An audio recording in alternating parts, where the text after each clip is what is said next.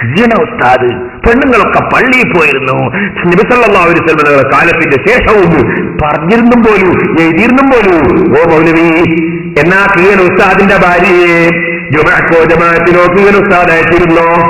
2 പെൺകുട്ടികളല്ലേ മാനവറുകൾക്ക് ഉണ്ടായിട്ടുള്ളൂ. ആ 2 പെൺകുട്ടികളെ ഇന്നേ വരെ പറഞ്ഞേച്ചിരുന്നു.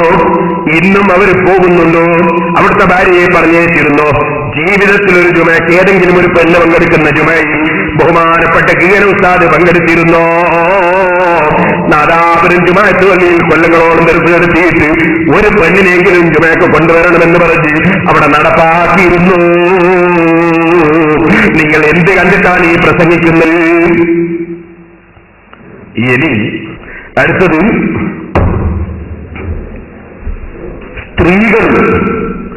സ്ത്രീകൾ അക്ഷരവിദ്യ പഠിക്കുന്നത് ഹറാമാണെന്ന് നമ്മൾ പറഞ്ഞു പോലും. മൗലവിക്ക് എന്തെങ്കിലും ഇങ്ങനെ പറയണല്ലോ.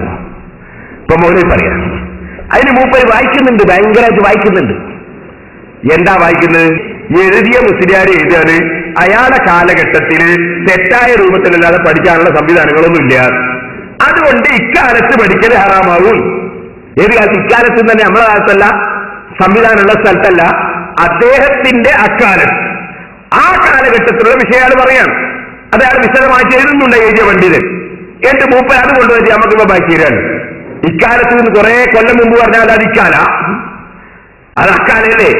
അക്കാലത്ത് സ്ത്രീകൾക്ക് മറവോടുകൂടെ പഠിക്കാനുള്ള സംവിധാനം ഇല്ലായിരുന്നു. അങ്ങനത്തെ കാലത്ത് പറഞ്ഞതാണ്. അത് വെച്ചോട്ടെ.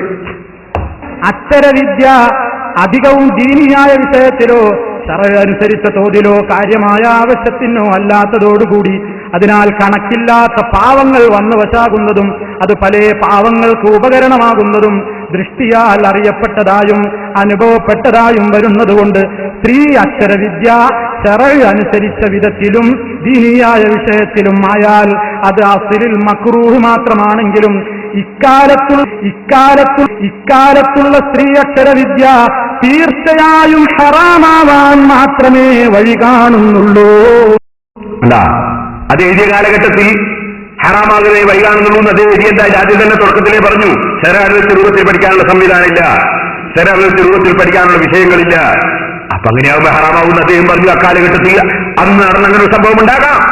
നേരെ മറിച്ച് ശറയിൽ തെറ്റായ ഒരു രൂപങ്ങളും വരാതെ അനിവാര്യമായൊരു വിഷയങ്ങൾ പഠിക്കുകയാണെങ്കിൽ അത് ഹറാമാണെന്ന് ഏത് പണ്ഡിതനാ പറഞ്ഞത്? ഏത് പണ്ഡിതനാണുള്ളത്? അപ്പൊ ഇത് വായിച്ചിട്ട് ഹറാമാണ് എന്ന് കാണുമ്പോഴേക്ക് മൂപ്പര് വായിച്ചൊക്കെ പ്രസംഗിക്കുകയാണ്. എന്തിനാണ് മൗലവി ഇങ്ങനത്തെ വേണ്ടാവേലൊക്കെ?